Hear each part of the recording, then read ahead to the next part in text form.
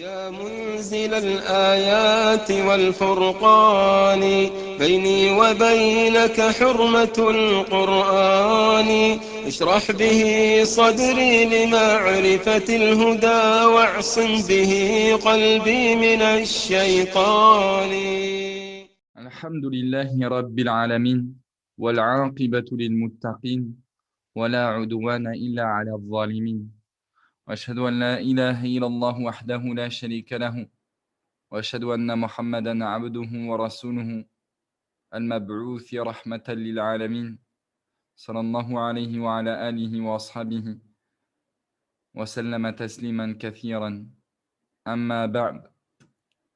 Aujourd'hui, Inch'Allah, on passe à une nouvelle leçon du livre.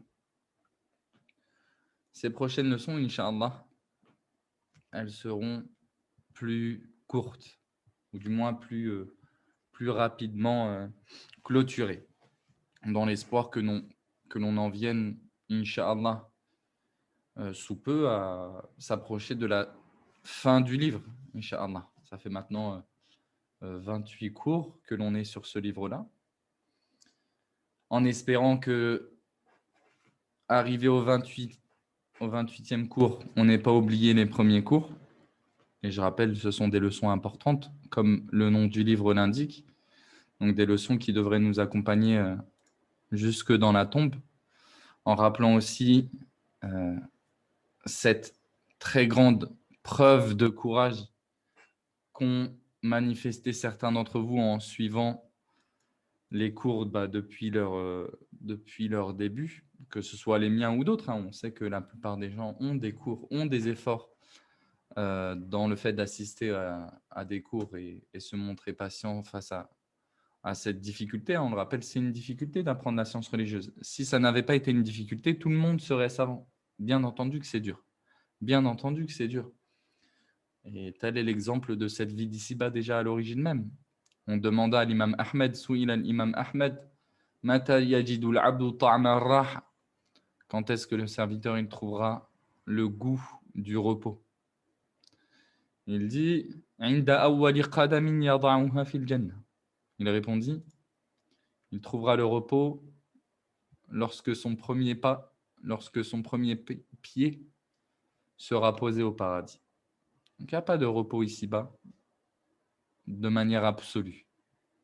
Le repos que l'on doit attendre, il est dans l'au-delà. Ça n'empêche pas, bien sûr, qu'il faut quand même se ménager ici-bas. Ce n'est pas ça la question. Vous avez compris. Nous, on commence cette nouvelle leçon. Leçon numéro 11. L'auteur nous dit, rahimahullah, ad-darsul hadi ashar, mubtilatu salah, les annulatifs de la prière. Dans ce cours-là, il s'agira de voir ce qui annule la prière, ce qui la rend vaine. Et c'est un des chapitres les plus importants. Dans chaque chapitre de la jurisprudence, les annulatifs de l'adoration que tu es en train d'étudier, s'il y a un chapitre sur lequel il faut essentiellement se concentrer, c'est celui-ci. Pareil, même discours pour quelque chose de plus important encore, les annulatifs de l'islam, par exemple. Des cours qu'on a déjà eu l'occasion de dispenser. C'était le livre d'ailleurs qui précédait les leçons importantes, les annulatifs de l'islam. Il n'y a rien de plus important pour valider un acte que tu cherches à garder valide que de connaître ce qui l'annule. Parce que lorsque tu connaîtras ce qui annule cet acte-là, tu éviteras ces choses-là. Au moins, tu sauras que cette chose-là, elle est restée valide. Donc, pareil pour l'islam. Connaître les annulatifs de l'islam, c'est te permettre de rester à l'intérieur. C'est te permettre plus facilement de rester à l'intérieur. Ce qui fait que connaître les annulatifs d'une chose lorsque tu étudies une chose précise, c'est l'un des chapitres les plus importants de ce chapitre-là. Il nous dit « Wahiya thamaniya ». Il nous dit « Et les annulatifs de la prière sont au nombre de 8 ». Nous, on compressera ce qu'il nous a cité, l'auteur, jusqu'à arriver à 5 annulatifs. Jusqu'à arriver à 5 annulatifs, Inch'Allah. On lit néanmoins ce que l'auteur nous apporte. Rahimahullah, il nous dit « Al-kalamu al-amd ma'a dhikri wal-ilm » أما الناس والجاهل فلا تبطل صلاته بذلك. Il nous dit, premièrement, parler volontairement en toute conscience et en connaissant le statut de cela, le fait que ce soit interdit de parler en prière. Quant à celui qui parlera par oubli ou en ignorant le fait que ça annule la prière, sa prière ne sera pas annulée par cela. Deuxième annulatif, ad-dahk, le rire, le fait de rire. Troisième annulatif de la prière et quatrième, vu que ces deux choses-là, on les verra ensemble, al-aklu wa shurb, manger et boire. Cinquième annulatif cité par l'auteur, inkishaf al-awra, le découvrement de la nudité. Puis, al-inhiraf al-kathir an jihati al-qibla, le fait de se détourner manifestement de la qibla, à savoir de l'haram, de l'masjid al-haram, de la mosquée Safi. Septième annulatif de la prière, al-abthul kathirun mutawali fi salah, le fait de multiplier les mouvements abondants et continus dans la prière. Et huitièmement, je les ai inversés dans un souci d'harmonie du texte. Intiqadu tahara. Huitièmement, annuler son état de purification, c'est-à-dire annuler ses ablutions, si vous voulez. Donc maintenant, on va prendre ces choses une à une et les traiter en essayant de terminer le cours aujourd'hui, Inch'Allah. Donc, premier annulatif, parler. Parler en prière. Et ce qu'on entend par parler, ils nous disent Man takallama fi salatihi aliman bit-tahrim amidan li ghayri maslahatiha li ghayri maslahati salah wa inqadhi muslimin aw ghayri dhalika mimma yujibu al-kalam fa salatuhu batilah. Ils te disent celui qui parle dans sa prière en sachant que c'est interdit de parler volontairement, c'est-à-dire sans être contraint. On aurait pu dire aussi dhakiran, c'est-à-dire en ayant conscience qu'il est en train de parler, pour extraire la personne qui le ferait par inadvertance, qui par mépris, elle en viendrait à prononcer un mot dans sa prière. Li ghayri maslahatiha, donc une parole qui n'a rien à voir, qui n'a aucun intérêt pour la prière, ne serait-ce que même la corriger ou l'améliorer, quelque chose qui n'a rien à voir avec la prière. Ou la protection d'un musulman, ou quelque chose qui s'apparente à cela et qui impliquerait de devoir parler. Alors la parole, la prière de celui qui a prononcé ces paroles-là dans cette circonstance-là, elle est annulée. Elle est annulée. Sous-entendu, qu'est-ce qu'on doit en retenir de tout cela? C'est ce que l'auteur, rahimahullah, il nous souligne ici. Celui qui parle par oubli. Admettons une personne qui, je ne sais pas comment on pourrait exprimer cette idée-là, mais comme un lapsus, il prononcerait une parole. Je me rappelle de mes premières prières. Je prie avec mon frère et notre mère non musulmane nous a crié bonne nuit. Et sans faire exprès, par inadvertance, j'ai dit bonne nuit, maman. Sans faire exprès. Donc moi, bon, à l'époque, j'ai annulé ma prière, je l'ai recommencé. Mais en réalité, ici, ces paroles-là, elles étaient prononcées par, je ne sais pas s'il y a un terme, hein, certains d'entre vous, ils me le diront, mais par inadvertance, en fait, j'ai parlé. Par oubli, inconsciemment, voilà. Ou en ignorant que ça annule la prière. Admettons une personne qui ne sait même pas qu'il ne faut pas parler en prière par des paroles qui n'ont rien à voir avec la prière. Alors lui, sa prière n'est pas annulée. Sa prière n'est pas annulée. Ou alors quelqu'un qui... Donc on part du principe que ces paroles, elles ne sont pas aussi dans l'intérêt de la prière. Pourquoi on précise ça? Parce que, en fait, là, on est en train de parler de la parole qui annule la prière par unanimité des savants. La parole qui annule la prière par unanimité des savants, c'est la parole qui est concernée par ces restrictions-là. Pourquoi, en fait? Ce n'est pas que la parole qui est dans l'intérêt de la prière, elle n'annule pas la prière. Selon certains, elle annule quand même la prière. On va en parler de ça. Ou pour protéger un musulman. Quelqu'un, pour protéger un musulman, il est obligé de parler. Il y a un serpent qui s'approche de lui, tu es obligé de lui dire, il y a un serpent. Fais attention. Donc, ce n'est pas que ça annule pas la prière. On verra cette divergence entre les savants, mais justement, en fait, c'est sujet à divergence. Alors que nous, les conditions, là, les restrictions qu'on est en train de mettre, c'est pour parler en fait de la parole qui annule la prière par unanimité des savants. Donc, pour extraire les cas où il y a divergence. D'accord? Nous, on prend la pire situation, la pire parole, celle dont on est sûr qu'elle annule la prière par unanimité des savants pour l'instant. Donc voilà ce qu'il faut retenir de cet annulatif-là, c'est qu'il faut que ce soit fait volontairement. Donc quelqu'un qui est contraint, par exemple, de parler, lui, c'est différent, en toute conscience, en connaissant le fait que ce soit interdit, là, ça annulerait la parole. D'où on tire le fait que, en gros, tu sois excusé par l'ignorance. D'où on tire cela. Quelqu'un, il pourrait nous ramener effectivement dans certains hadiths généraux, Inna Allah tajawaza li an ummati al-khata'u wal-ikrah al-khata'u wan-nisyan wa mastukrihu alayh. Fait que le prophète sallallahu alayhi wa sallam nous dise, certes Allah a pardonné à ma communauté l'erreur, l'oubli et ce sur quoi ils ont été contraints. Ils ont reçu une contrainte. Mais on a un hadith plus précis qui vient montrer que parler en prière, ça n'annule pas la prière. C'est le hadith rapporté par Muawiyah ibn al-Hakam. Muawiyah ibn al-Hakam al-Sulami, il nous dit dans un hadith بينما أنا أصلي مع رسول الله صلى الله عليه وسلم إذا عطس رجل من القوم. Muawiyah il nous dit, on était en prière avec le prophète sallallahu alayhi wa sallam et un homme qui priait avec nous, il a éternué. Donc qu'est-ce qui s'est passé? Muawiyah, qu'est-ce qu'il a dit? Il a dit Yarhamukallah. Muawiyah, il a dit, il lui a fait l'invocation de la personne que l'on doit dire à la personne qui éternue, une fois qu'elle est censée dire Alhamdulillah. Mais lui, il l'a dit alors qu'il est en prière. Il a dit Yarhamukallah, qu'Allah te fasse miséricorde. Donc c'est une parole religieuse, mais elle n'a aucun lien avec la prière. Faramani al-qawmu bi absarihim. Il nous dit donc, les gens, ils m'ont regardé. Les gens, ils m'ont tous fixé du regard. Faqultu wa thukla ummiyah. Que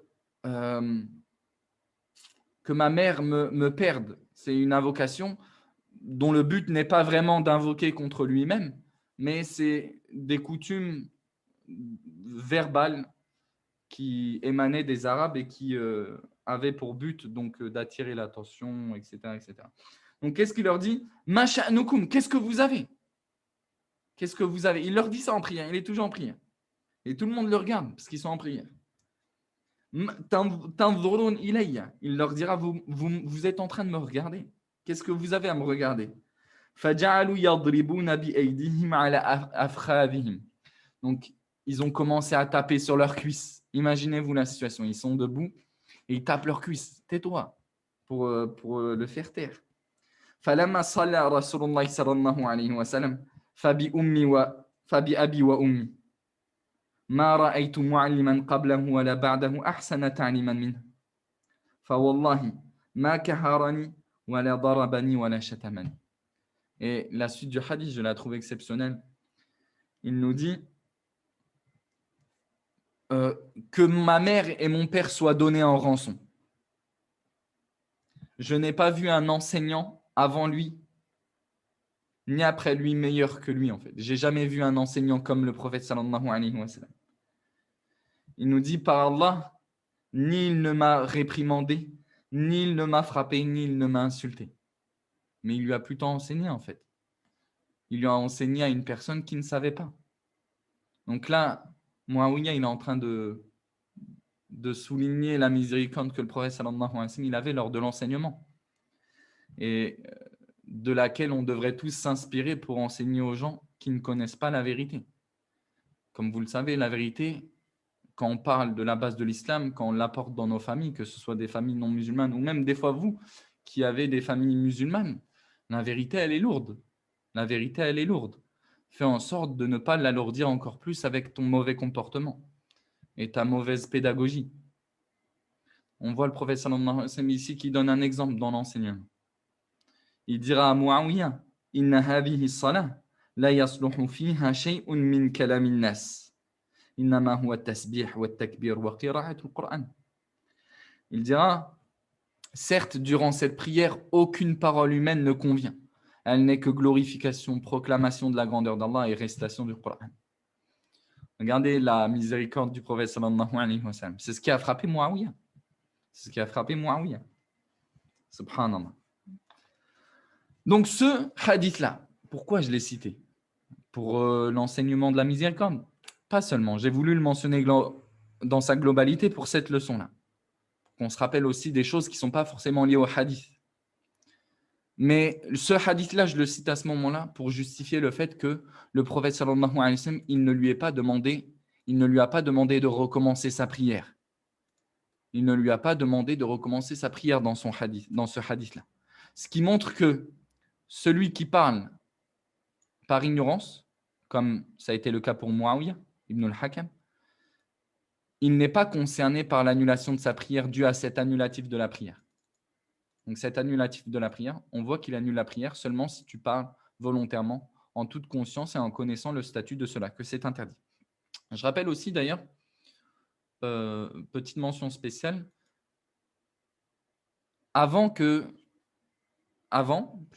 au début de l'islam, au début de la révélation de la prescription de la prière, il n'était pas interdit de parler dans la prière. Il n'était pas interdit de même converser avec ton voisin pendant la prière.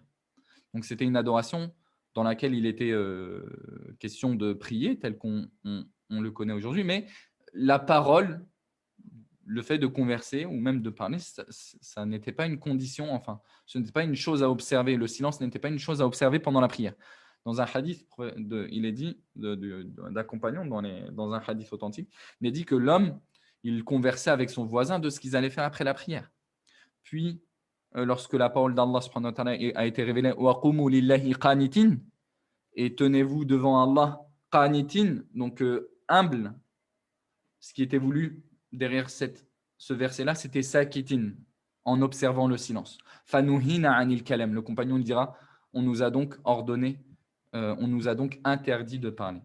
Et l'unanimité des savants fut rapportée à ce sujet-là, le fait qu'il soit interdit de parler pendant la prière et que ce soit un annulatif de la prière même avec les conditions que l'on a citées, comme le rapporte Ibn al-Mundhir, en 319 de l'Hijr, Ibn Abdil Barr, Ibn Qudama, Ibn Taymiyyah, Ibn Hajar. Bon, on pourrait essayer d'aborder quelques petites notions, quelques petites questions avant d'aborder le deuxième annulatif. Man takallama fi salatihi muta'ammidan li islahi salah. Quelqu'un, on en a vaguement parlé à l'instant, qui viendrait à parler volontairement dans la prière, mais pour arranger la prière, pour réparer quelque chose de la prière. Quel est son jugement à celui-ci? Est-ce que sa prière, elle est annulée ou pas? Imaginons quelqu'un qui en viendrait à dire, par exemple, admettons, il voit l'imam, il a oublié quelque chose dans la prière. Est-ce qu'il lui est autorisé de lui dire, pour réparer cette erreur-là, Akhi, tu as oublié ça. Donc, c'est une parole mondaine. Il s'adresse à l'imam, mais pour l'intérêt de la prière. Est-ce que c'est légiféré ou pas? Est-ce que ça annule la prière ou pas? Jumhur al-ulama ila butlani salah. La majorité des savants, ils disent que ça annule la prière. Ce genre de parole, même si elle est dans l'intérêt de la prière, elle annulerait la prière. Ils se basent sur cela d'un hadith du prophète sallallahu alayhi wa sallam, Man nabahu shay'un fi salatihi falyusabbih. Celui qui observe de son imam une erreur dans la prière, qu'il fasse le tasbih, qu'il dise subhanallah. Ils te disent law kana al-kalamu mubahan li maslahati salah la kana ashala wa abyan. Ils te disent, à partir de cette parole du prophète sallallahu alayhi wa sallam, on comprend qu'on ne peut pas parler, ou du moins que ça annulerait la prière en tout cas. Si ça avait été permis et que ça n'annulerait pas la prière, parce que c'est dans l'intérêt de celle-ci, alors le prophète sallallahu alayhi wa sallam, il aurait orienté le musulman qui voit une erreur de son imam, il l'aurait orienté vers une parole plus claire, qui est plus simple et plus claire. Tu as oublié ça, plutôt qu'un tasbih général, plutôt que de dire subhanallah et que l'imam ne comprenne pas. Moi, par exemple, pour la prière de l'Eid, cette année, après takbiratul ihram, à cause de certains problèmes techniques qui sont survenus, j'en suis venu à oublier les takbirat az-zaïd, les takbirat en plus dans la première unité. Bon, qui sont mustahabba, qui sont recommandés, pas obligatoires. Et derrière moi, j'entendais des tasbihat, subhanallah. Mais je ne savais pas pourquoi ils faisaient ça. Et après, juste au bout de quelques secondes, j'ai compris que j'avais oublié ça. Après, du coup, on a continué, vu que c'était une sunna et dont le moment était, c'était trop tard pour revenir en arrière. Mais en gros, on voit que ici, ça aurait été plus clair que quelqu'un me dise « T'as oublié les takbirat, akhi ». Donc, la majorité des savants, ils se sont appuyés sur ça pour dire que si le prophète sallallahu alayhi wa sallam n'a pas orienté vers cela, c'est que ça annule la prière. Wallahu a'lam. إذا تكلم بكلام واجب. On pourrait se poser la question suivante maintenant. S'il parle, s'il s'exprime avec des paroles qui sont obligatoires. C'est ce que on a voulu mentionner ici. In qada muslim. Protéger un musulman d'un mal qui est en train de le toucher ou qui s'approche de lui. Imaginons un serpent, il s'approche de ton frère. Tu dois parler, c'est une parole obligatoire que tu vas devoir amener à dire si seule la parole peut amener à le protéger. Tu vas sûrement devoir parler. Par exemple, tu crains que ton enfant se blesse, donc tu estimes qu'il est important que tu parles à ce moment-là. Quelque chose comme ça. Est-ce que ça annule ou ça annule pas? Wallahu a'lam, al-asl an al-kalam min mubtilati as-salah. Jusqu'à aujourd'hui, ce que j'ai eu l'occasion de trouver, c'est que la base, c'est que la parole mondaine, elle annule la prière. Et on ne sortirait de cette base-là qu'avec une preuve claire. Wallahu a'lam. Maintenant, les solutions, ce serait que tu puisses bouger daruratan. À ce moment-là, tu es amené à pouvoir peut-être bouger. Si tu peux le sauver peut-être en le bougeant, en le tirant, c'est des mouvements qui sont par nécessité dans la prière et ces mouvements-là, ils n'annulent pas la prière comme on va le voir dans quelques instants. Ils n'annulent pas la prière. Après, voilà, si tu es dans une situation qui s'apparente à celle-ci et que tu es amené à devoir parler, tu parles. Tu parles et on admet que ta prière s'est annulée, mais c'était une obligation que tu l'annules. Après, tu reviens à ta prière et tu la recommences. Tu vois, c'est pas une punition non plus. C'est pas une punition. Il faut pas comprendre l'annulation de la prière comme une punition. Tu sais, par exemple, je sais pas moi, prenez bien conscience qu'il ne t'est pas demandé de laisser la terre s'écrouler pendant que tu es en prière. Tu vois ton enfant qui s'approche des escaliers, et qui risque de chuter d'un instant à l'autre, ou en train de jouer avec le gaz et que tu es amené à parler, tu parles. Puis tu recommences ta prière. Il n'y a pas mort d'homme non plus. Justement, autant parler même pour qu'il n'y ait pas d'accident. Ok.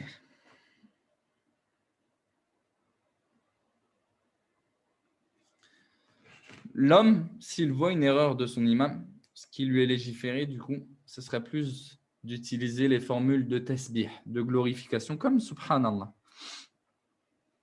C'est ce sur quoi la majorité des savants se basent.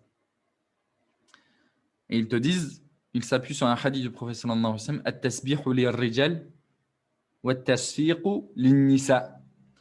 Donc le tasbih, subhanallah, le prophète sallallahu alayhi wa sallam, dans un hadith rapporté par Al-Bukhari Muslim, il nous dit, dire subhanallah en prière pour interpeller son imam sur une erreur, c'est pour les hommes. Et les femmes, qu'est-ce qu'elles doivent faire? Elles doivent taper dans leurs mains. Le prophète sallallahu alayhi wa sallam nous dit ceci. Donc admettons une femme qui prie derrière un homme, s'il y a un problème, elle taperait dans ses mains. Elle taperait dans ses mains. Après, on pourrait se demander si la femme, elle est peut-être qu'en présence de son mari. Est-ce qu'elle peut là se réorienter vers le tasbih, étant donné que la fitna, elle est moins évidente pour un homme avec sa femme, ou un homme avec ses sœurs, ou un homme avec sa mère? Allahu a'lam, c'est une question intéressante. Je n'ai pas la réponse à celle-ci. Si certains d'entre vous ont quelque chose à ce sujet, qu'ils nous fassent profiter. Barakallahu fikum. Ne rentrera pas dans l'annulatif de parler, ce qu'on appelle al-fathu ala al-imam. Donc le fait de souffler à l'imam un passage du Coran qu'il aurait oublié. Vous savez, ça arrive dans la prière que l'imam, il en vienne à se tromper, par exemple. Ou alors il en vienne à avoir un trou. Il est légiféré de l'aider et de combler ce trou-là. Si c'est ponctuel, il est légiféré totalement de lui souffler ce qui lui manque ou de le reprendre. Et pour appuyer cela, la majorité des savants s'est appuyé sur un hadith apporté par Abdullah ibn Omar, أن النبي صلى الله عليه وسلم صلى صلاة فقرأ فيها فلبس عليه فلما انصرف قال لأبي أصليت معنا؟ قال نعم. قال فما منعك أن تفتح علي؟ Abdullah ibn Omar, fils de Omar ibn al-Khattab, il nous dit que le prophète sallallahu alayhi wa sallam, une fois, il a prié une prière et il a été distrait dans cette prière-là, au point d'avoir un trou. dans sa récitation. Lorsqu'il termina sa prière, il s'orienta vers Omar ibn al-Khattab et il lui dit « As-tu prié avec nous ?» Omar, il dit « Oui. » Le prophète sallallahu alayhi wa sallam lui dit alors « Qu'est-ce qui t'a empêché de me souffler ce qui me manquait dans ma récitation ?» Donc, si on voit, si le prophète lui a incité de faire ça, c'est que c'était permis de faire ça, bien entendu. Deuxième annulatif de la prière, ad-dahk. Donc, le fait de rire. Le fait de rire, ça annule la prière par unanimité des savants. L'unanimité des savants est établie sur cette question-là, comme le rapporte Ibn Munzir, Ibn Hazm, Ibn Rushd, et d'autres encore, comme Az-Zayla'i, etc. Donc, le dahk, le rire, on parle d'un rire duquel émane un son. On ne parle pas du sourire. On ne parle pas du sourire. Le sourire, chez la quasi-majorité ou quasi-totalité plutôt des savants, ça n'annule pas la prière. C'est vrai que certains ont considéré que ça annulait la prière, comme Ibn Sirin, je crois. Ibn Sirin, il considérait que ça annulait la prière, wallahu alam. Le sourire, je parle du sourire. Et je crois que Ibn Hazm l'a suivi dans cela. Mais en réalité, on ne peut pas annuler la prière par cela. C'est différent du rire. C'est différent du rire. Bien que ça ne veut pas dire que le rire soit une bonne chose dans la prière. Non. À la base, nous, on rappelle que dans la prière, il se voudrait que tu sois khashia' ou khashia', que tu pries avec humilité, avec concentration. Surtout que la concentration, c'est l'ubbus salah. C'est l'essence même de la prière. Le paramètre autour duquel tu es récompensé. Donc, proportionnellement à ta concentration et ton humilité dans la prière, tu es récompensé de celle-ci. Celui donc qui est concentré ou humble dans sa prière, un tiers, il est récompensé un tiers de sa prière. Et ainsi de suite. Et pour paramétrer un petit peu ce rire qui annulerait la prière, certains savants ils te disent ad-dahk al-mubtilu lis-salah huwa ad-dahk alladhi bana minhu harfan. Ils te disent que c'est le rire duquel deux lettres se sont manifestées. En fait, que l'on pourrait retranscrire par deux lettres. Par exemple, quelqu'un qui rigolerait en disant haha. Si on peut dire, ce rire-là, il annulerait la prière. Haha. De toute façon, si la personne elle a le moindre doute quant au fait que deux lettres au minimum se soient clairement manifestées dans son rire, si je puis dire, ou non, la base, c'est que sa prière, elle n'est pas annulée. La base, c'est que sa prière, elle n'est pas annulée. Qu'est-ce qu'on pourrait dire d'autre au sujet du rire? Donc, c'est bien le rire. Sourire n'annule pas. An-nahnaha la tubtilu s-salah. Donc, le fait de tousser en prière, ça n'annule pas la prière. D'autres savants, par contre, notamment Cheikh Al-Uthaymin, détaillent un petit peu plus. Il ramène un petit paramètre pour le rire et il dit, donc ce que je vous lis ci-contre, il nous dit wa in qahqaha maghluban ala amrihi fa inna salatahu ala ar-rajih la tabtulu. Il nous dit si la personne elle rit mais contre son gré. Vous savez, le fait qu'une personne ne puisse s'empêcher de rire par exemple. Il nous dit ensuite il nous dit que ça n'annulerait pas la prière en comparant cela à un bruit que tu ferais, mais contre ton gré. Il compare un petit peu ce bruit qui sortirait de ta bouche sous forme de rire à un bruit qui pourrait sortir si tu avais mal, par exemple. Ce petit ouf que tu pourrais sortir si tu t'étais fait mal en pleine prière, personne parmi les savants ne considère que ça annule ta prière. Ils te disent ce même rire que tu as eu parce que tu as été pris de quelque chose contre ton gré, et qui t'a poussé à rire, n'annulerait pas du coup ta prière. Wallahu a'lam. Wallahu a'lam. Nous, à la base, quand tu commences à avoir un rire qui te domine, en prière, tu devrais te rappeler des textes quand même, peut-être pour ramener cette concentration à toi, tu sais. Te rappeler peut-être, personnellement, ça peut m'être arrivé que il se passe quelque chose et que malheureusement, tu sois peut-être pris de quelque chose qui t'amène à une forme de rire en prière. Rappelle-toi tout de suite. Moi, je te donne juste une prescription à ce moment-là. Rappelle-toi que le prophète sallallahu alayhi wa sallam, cette parole qu'il nous dit, لو رأيتم ما رأيت لبكيتم كثيرا ولا ضحكتم قليلا. La parole du prophète sallallahu alayhi wa sallam, si vous aviez vu ce que j'ai vu comme châtiment dans l'enfer, Wallah, vous ririez peu et vous pleuriez beaucoup. Et vous n'arriveriez même pas à jouir de vos femmes dans vos lits. Rappelle-toi de cette parole-là, en espérant qu'elle suffise te, euh, pour te dissuader de rire en prière. Quoi qu'il en soit, troisième et quatrième annulatif de la prière, manger ou boire. Manger ou boire. Qu'on aurait pu les ramener et en faire un seul annulatif. Pourquoi ? Parce que ces deux choses-là sont un petit peu dans le même champ lexical. Et puisque leur preuve, ce soit la même en fait. C'est l'unanimité des savants qui établit sur cette question-là le fait que manger ou boire annule la prière. Ça annule la prière. Manger ou boire annule la prière. Il n'y a pas de divergence à ce sujet-là. Comme le rapporte Ibn Mundhir, Ibn Hazm et d'autres savants. Maintenant, on pourrait se poser la question Baqay at-ta'am fil fam.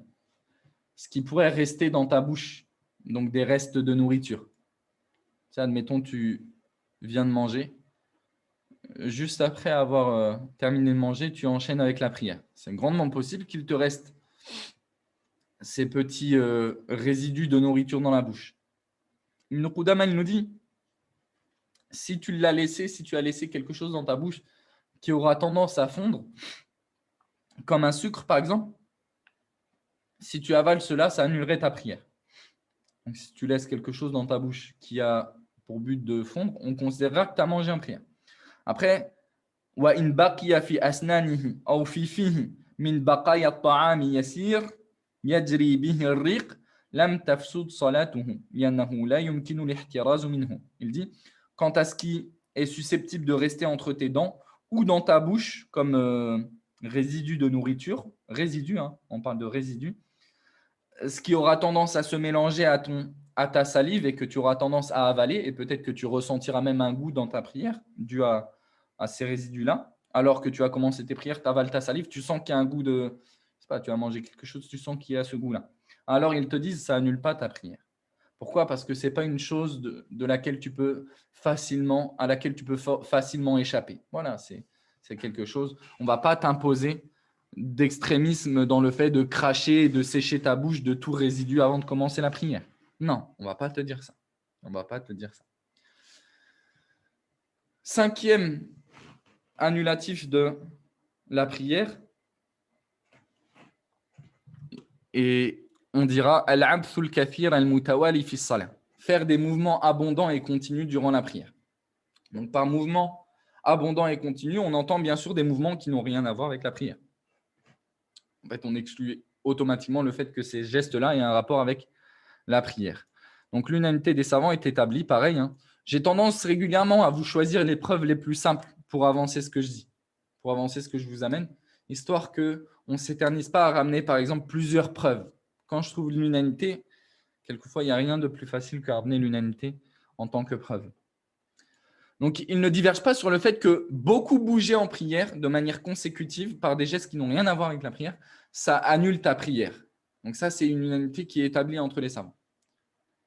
Maintenant, ils divergent sur c'est quoi beaucoup bouger consécutivement en fait. En fait, ils ne divergent pas sur le paramètre, entre guillemets, sur le fait que, sur l'annulatif du moins, bouger beaucoup consécutivement en prière, mais ils divergent sur qu'est-ce qui est considéré comme beaucoup consécutivement.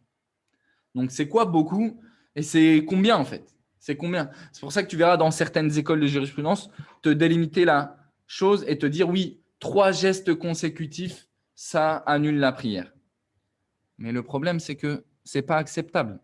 Généralement, dans ces questions-là, quand tu viens avec un chiffre précis, ce n'est pas acceptable. Pourquoi ? Parce que pour un chiffre précis, il faudra une preuve. Il faudra une preuve comme un verset ou une parole du prophète qui dira 3 mouvements dans la prière annulent la prière. Et ça, on n'a pas ça. Donc, tu ne peux pas définir ça par un nombre précis de mouvements. C'est pour ça qu'ils te disent la vie le plus juste, c'est de revenir aux coutumes. En fait, de revenir aux coutumes des gens dans cela. Dans ce qui n'a pas été délimité religieusement, on revient soit à la langue arabe, si la langue arabe a délimité ça, parce que cette religion-là, je le rappelle, le Coran, il a été descendu en langue arabe, pour qu'il soit compris dans cette langue-là. Et si on ne trouve pas de délimitation dans la langue arabe, alors on revient à ce qu'on appelle al-urf, la coutume, ce qui est commun, ce qui est commun à tous. Donc ils te disent, en gros, ils te disent qu'à partir du moment où tu as fait tellement de mouvements qui n'ont rien à voir avec la prière, sans nécessité, pour ce qui va suivre. Donc tu as fait beaucoup de mouvements consécutivement, donc qui ne sont pas séparés, au point où, lorsqu'on te voit de l'extérieur, on n'imagine pas que tu es en train de prier. Ils te disent là, ta prière est annulée. Imaginons quelqu'un en prière, il sort son téléphone, il commence à écrire des messages. De l'extérieur, tu le vois, tu te dis qu'il prie ou pas? Tu te dis qu'il n'est pas en train de prier. Tu te dis qu'il est sûrement en train de faire tout, sauf qu'il est en train de prier. Donc lui, quand on le voit de l'extérieur, objectivement parlant, on remarque, on ne se dit pas qu'il est en prière. Donc oui, ce paramètre, il peut être un peu compliqué. Il peut être un peu compliqué parce qu'il y a cette notion de s'imaginer extérieur, de s'imaginer extérieur à la situation. Donc peut-être tu auras du mal à te juger toi-même. Mais le paramètre le plus précis, ça serait de dire ça. Que tellement bouger en prière, consécutivement, avec des gestes qui n'ont rien à voir, sans utilité, sans rien, ça annule ta prière. Ça annule ta prière. On ne parle pas de gestes obligatoires, comme par exemple sauver quelqu'un. C'est à la base même, par nécessité. Admettons que tu sois amené à bouger par nécessité, tu bouges et ta prière elle est toujours valide. Les savants te disent ta prière elle est toujours valide. Allah subhanahu wa ta'ala nous dit dans le Coran فَإِنْ خِفْتُمْ فَرِجَالًا أَوْ رُكْبَانًا فَرِجَالًا أَوْ رُكْبَانًا فَإِذَا أَمِنْتُمْ فَرِجَالًا أَوْ رُكْبَانًا فَإِذَا أَمِنْتُمْ. Donc si vous craignez, حَفِظُوا عَلَى الصَّلَوَاتِ وَالصَّلَاةِ الْوُسْطَى وَقُومُوا لِلَّهِ قَانِتِينَ. Donc soyez assidus à la prière médiane, aux prières et à la prière médiane, c'est-à-dire la prière du Asr, et tenez-vous devant Allah humble. Et on avait parlé de ce verset-là il y a quelques secondes pour dire en vous taisant. فَإِنْ خِفْتُمْ فَرِجَالًا أَوْ رُكْبَانًا فَإِذَا أَمِنْتُمْ فَاذْكُرُوا اللَّهَ كَمَا عَلَّمَكُمْ مَا لَمْ تَكُونُوا تَعْلَمُونَ. Donc si vous craignez quoi que ce soit, si vous craignez un danger, donc là on parle de vraiment un grand danger, alors priez à pied ou en monture, priez en marchant ou en monture. Et lorsque vous serez en sécurité, rappelez-vous Allah subhanahu wa ta'ala qui vous a enseigné ce que vous ne saviez pas. Donc, si vous craignez, priez en marchant ou en monture. Donc, il n'y a aucun doute que marcher, c'est des gestes nombreux, même et consécutifs. Admettons que tu as une bête féroce qui commence à t'attaquer en prière, il t'est légiféré de courir et ta prière, elle est toujours valide. Elle est toujours valide. Après, elle ne me dit pas comment ça se passe dans les détails. Et Cheikh Al-Uthaymin, il a une parole intéressante où il vient t'aider un petit peu à délimiter les mouvements qui annulent la prière. Il te dit, les conditions du mouvement qui annule la prière, ils sont au nombre de 3. An takuna tawila urfan, que ces mouvements soient longs, soient considérés longs. Alla takuna li darura, que ces mouvements ne soient pas par nécessité, tel qu'on l'a décrit à l'instant. An takuna mutawaliya, ay bi ghayri tafriq, que ces mouvements soient consécutifs. Il te dit ensuite, فإذا اجتمعت هذه الشروط الثلاثة في الفعل صار مبطلا للصلاة. Je te dis, lorsque ces 3 paramètres-là ils se sont réunis dans un geste, ils annulent la prière. لأن الحركة في غير جنس الصلاة لأنه حركة في غير جنس الصلاة, parce que c'est un acte qui n'a rien à voir avec la prière. وهي منافية لها كالكلام. Donc il dit, ce mouvement-là qui n'a rien à voir avec la prière, c'est comme une parole qui n'a rien à voir avec la prière. Et enfin, dernièrement, on pourra dire sixièmement, si on part du principe que manger et boire sont 2 annulatifs distincts. Et on pourra dire cinquièmement, si on part du principe que manger et boire sont un seul et même annulatif. On dira cinquièmement, en fait, pour éviter de citer toutes ces choses que l'auteur a dit, on pourrait dire, parce que lui, il nous cite sixièmement, découvrir sa nudité. Ça vient s'opposer à quoi, rappelez-vous? À une condition de la prière. qui est le fait de couvrir sa nudité. Tu dois couvrir ta nudité en prière. Septièmement, beaucoup se détourner de la qibla. Ça vient contredire une condition de la prière, on est d'accord, qui est le fait de s'orienter istiqbal al-qibla, s'orienter vers la qibla. Huitièmement, annuler son état de pureté, de purification. C'est aussi une condition de la prière, la pureté et la purification. Donc, on pourrait dire, pour être plus précis et englober tout ce qui pourrait venir annuler la prière sans avoir besoin de tout citer. On pourrait dire, cinquièmement, tarku ruknin amdan, le fait de délaisser un pilier volontairement. Ça annule la prière. Aw wajiban amdan, ou délaisser une obligation volontairement. Rappelez-vous, on avait parlé de ça. Ça annule la prière. Aw akhal aw al-ikhlalu bi shart, ou alors empiéter sur une condition. Ça annule la prière. En fait, si vous préférez, le cinquième annulatif, ce serait délaisser un pilier. Comme ça, on regroupe tous les piliers que tu pourrais délaisser. Il n'y a rien de mieux qu'une formulation aussi générale que celle-ci pour ne pas avoir besoin de te dire « Ok, ce qui annule ta prière, par exemple, délaisser la lecture de la Fatiha. Ce qui annule ta prière, par exemple, délaisser une prosternation. » Quand je dis délaisser une prosternation, c'est sans la réparer, bien sûr. Donc, délaisser une obligation ou empiéter, on va dire, sur une condition. Comme ça, tu regroupes toutes les conditions. Au lieu de devoir ramener à chaque fois le contraire des conditions qu'on a apportées dans la prière, tu ramènes cette phrase-là. Tu as englobé tout ce qui viendrait s'opposer aux piliers, aux obligations et aux conditions de la prière. Et par cela, le chapitre des annulatifs est terminé. On entamera la nouvelle leçon la semaine prochaine, Inch'Allah, et on essaiera d'accélérer un petit peu, parce qu'on a quelque peu tardé, comme vous le savez. Donc, petite synthèse, les annulatifs de la prière, ils sont au nombre de 5 quand on résume au maximum ces paroles-là. Comme ça, c'est plus facile à apprendre. Moins on a de choses, plus c'est facile à les mémoriser. Parler, retenez, parler, rire, manger et boire. Vous essayez d'en faire un seul annulatif. Faire des mouvements abondants et continus. Délaisser un pilier, une obligation ou empiéter sur une condition. Vous avez 5 annulatifs. Je rappelle, ce n'est pas normal que ça, on ne le connaisse pas sur le bout des doigts. Après 40 ans dans l'islam, 20 ans dans l'islam, même 10 ans dans l'islam, c'est déjà trop. Non, à partir du moment où tu as eu un des 4 signes de la puberté, tu es censé savoir ça sur le bout des doigts. Tu es censé savoir ça sur le bout des doigts parce que maintenant, tu es devenu concerné par l'obligation de la prière. Donc, tu es concerné par l'obligation de connaître ce qui vient s'opposer à ces choses-là ou ce qui t'aide à confirmer et à concrétiser ces choses-là. Donc, mémoriser. نسأل الله تعالى بأسمائه الحسنى وصفاته العلى أن يغفر لنا وأن يرحمنا. اللهم فقهنا في الدين. اللهم اجعلنا مفاتيح للخير مغاليق للشر. وسبحانك اللهم وبحمدك أشهد أن لا إله إلا أنت أستغفرك وأتوب إليك. وصلى الله وسلم على نبينا محمد وعلى آله وأصحابه أجمعين. بارك الله فيكم والسلام عليكم ورحمة الله وبركاته.